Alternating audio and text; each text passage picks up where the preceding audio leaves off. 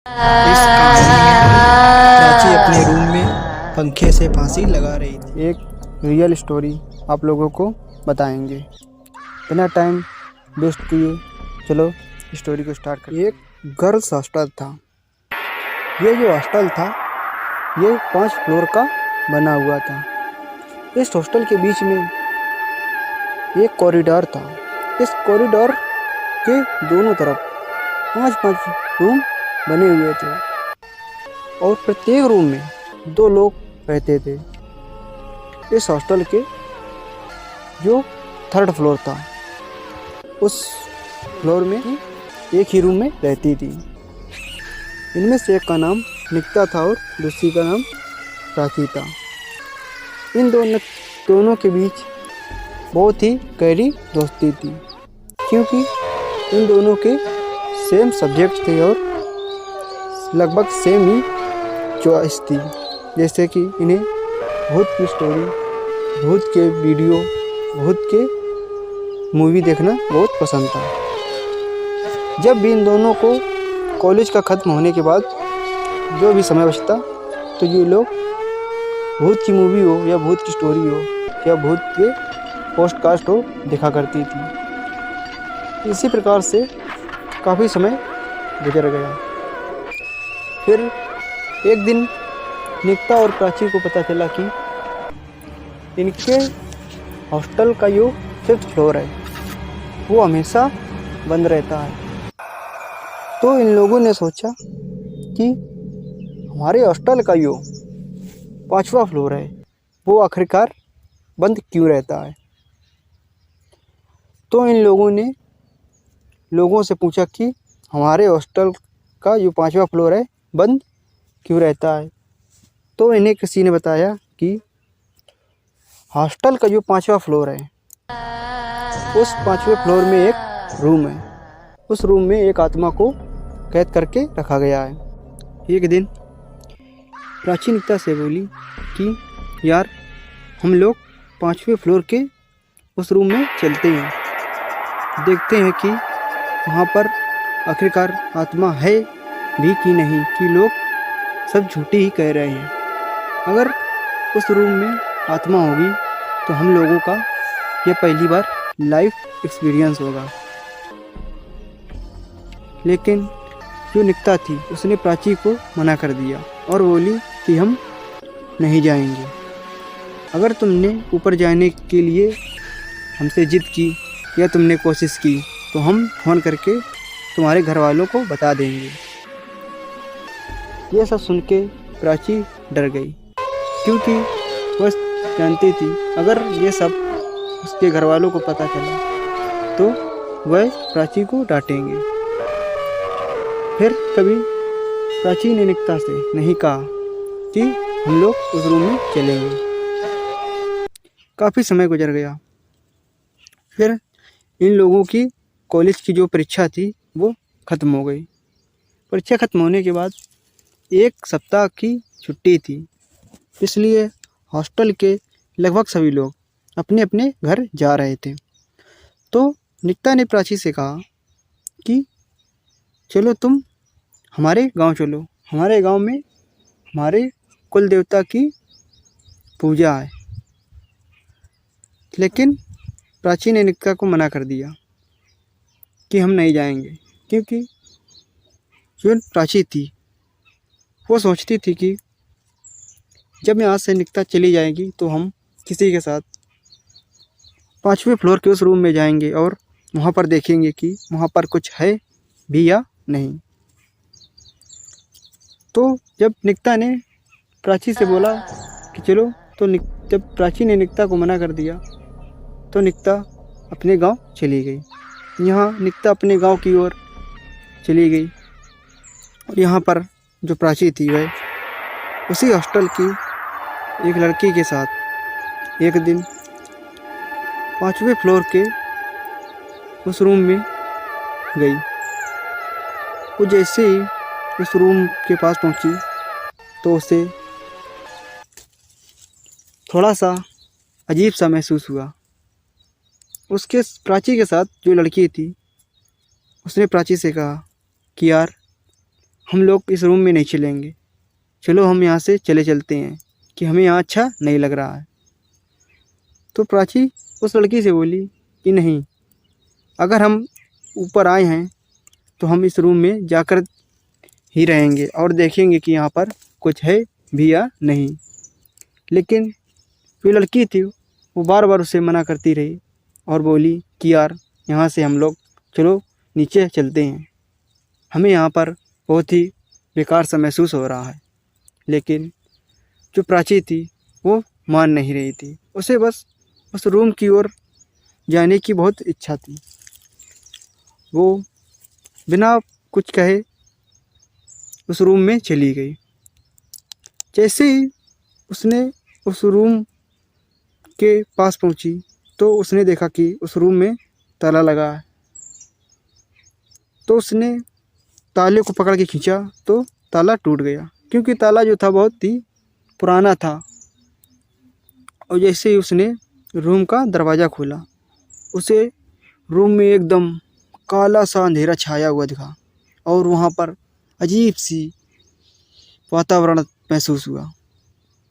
लेकिन प्राची को उस रूम में जाना था तो प्राची अंदर चली गई और चारों तरफ वह देखती रही तो उसे सिर्फ अंधेरा ही अंधेरा दिख रहा था और अजीब सी महसूस हो रहा था। वो काफ़ी देर तक वो यहाँ से वहाँ घूमती रही। तो उससे जब वो एक तरफ घूम रही थी तो उसे ऐसा महसूस हुआ कि जैसे उसके पीछे से कुछ निकल गया हो। तब उसने पलट कर देखा तो उसे वहाँ पर कुछ महसूस नहीं हुआ। वो काफ़ी देर तक वहाँ घूमती रही और वो चुप्पे से निकल आई। जब रूम से प्राची निकल कर बाहर आई, जो लड़की थी उसे प्राची का बिहेवियर जो था, यानी कि जो व्यवहार था, थोड़ा अलग सा महसूस हुआ। अब वो लोग फटाफट से नीचे अपने थर्ड फ्लोर में चले आए। अब प्राची और वो जो लड़की थी वो अपने अपने रूम में चली गई। यहाँ पर जब निकिता अपने गांव से वापस लौट कर आई तो उसे रूम का माहौल अच्छा नहीं लगा। उसे जो रूम का माहौल सा अजीब सा महसूस हो रहा था और जो प्राची थी उसके व्यवहार में भी थोड़ा थोड़ा सा उसे बदलाव महसूस हो रहा था। तो निकिता ने सोचा कि वो बाहर अपने गांव गई हुई थी, शायद इसीलिए उसे रूम में ऐसा महसूस हो रहा है। उसने इन सब चीज़ों को नज़रअंदाज किया और अपने काम में लग गई। इसी प्रकार एक दो दिन बाद जब निकिता खाना खाने के बाद अपने बेड में फ़ोन चला रही थी तो उसे ऐसा महसूस हुआ कि जैसे बाथरूम में नल खुला है और बाथरूम में पानी बह रहा है। ये सब सुनकर निकिता उठी अपने बेड से और बाथरूम की ओर गई तो वहाँ पर देखा कि नल तो बंद था। तो उसने सोचा कि ये तो हमारा वहम होगा और वो दोबारा अपने बेड में बैठकर फ़ोन चलाने लगी और वहीं पर बेड में सो गई। अगली सुबह जब निकिता उठी तो उसे बाथरूम से किसी की रोने की आवाज़ सुनाई दे रही थी। तब निकिता बोली, प्राची आखिरकार तुम वहाँ पर रो क्यों रही हो? लेकिन बाथरूम से कोई आवाज़ नहीं आई। तभी निकिता ने देखा कि प्राची जो है वो रूम के मेन डोर से अंदर आ रही है। यह देखकर निकिता हैरान रह गई। फिर उसने प्राची से पूछा कि अभी बाथरूम में रोने की आवाज़ किसकी आ रही थी? तभी प्राची बोली कि यहाँ पर किसी की रोने की आवाज़ नहीं आ रही है, ये तुम्हारा वहम है। और वो वहाँ से चली गई। लेकिन निकिता ने प्राची की आंखों में डर सा देखा था। अब निकिता ने बाथरूम का दरवाज़ा खोला तो वह दरवाज़ा आराम से खुल गया। यह सब देख निकिता परेशान हो गई और वहाँ से चली गई। फिर रात को जब ये दोनों अपने अपने बेड में बैठी हुई थी और यहाँ पर जो निकिता थी वो अपनी पढ़ाई कर रही थी और अपने पढ़ाई की ओर ध्यान दे रही थी, तभी निकिता ने देखा कि जो प्राची है वो अपने बेड में बैठी हुई है और वो कुछ गहरी सोच में डूबी हुई है। ये देखकर निकिता ने प्राची से कुछ पूछने की कोशिश की, लेकिन निकिता की हिम्मत नहीं हुई और वह चुपचाप अपने बेड में सो गई। अगली सुबह वह जब सो रही थी तभी हॉस्टल से लड़कियों की चिल्लाने की आवाज़ आई, तो उसने उठकर देखा कि प्राची अपने बेड में नहीं थी। तो यह देखकर वह अपने रूम से बाहर निकली। तभी उसने देखा कि उसका जो रूम है उससे 2 रूम छोड़कर सभी कॉलेज की जितनी भी लड़कियां हैं हॉस्टल की, वो सभी लोग वहाँ पर खड़ी हुई हैं और वो कह रही हैं कि प्राची दरवाज़ा खोलो। यह सब देखकर निकिता हैरान हो गई। वह भी भागकर वहाँ गई। तो वहाँ की सभी लड़कियों ने कहा कि निकिता, तुम्हारे साथ जो प्राची रहती है वह इस रूम में अपने आप को बंद कर लिया है और दरवाज़ा खोल नहीं रही है। ये सब सुनकर निकिता हैरान रह गई। फिर वहाँ पर गार्ड को बुलाया गया। गार्ड ने जब दरवाज़ा तोड़ा तो सभी की आंखें फटी की फटी रह गई, क्योंकि प्राची जो थी वो अपने दुपट्टे की से पंखे पर फांसी लगा रही थी। यहाँ पर जैसे ही प्राची ने सभी को देखा तो प्राची तेज़ी से चिल्लाई और रूम से बाहर की ओर भागी। जैसे ही वो रूम से बाहर की ओर भागी तो गार्ड और वहाँ की जितने भी लड़कियाँ थी उन लोगों ने प्राची को पकड़ा, लेकिन प्राची के पास एक सुपर पावर आ गई थी।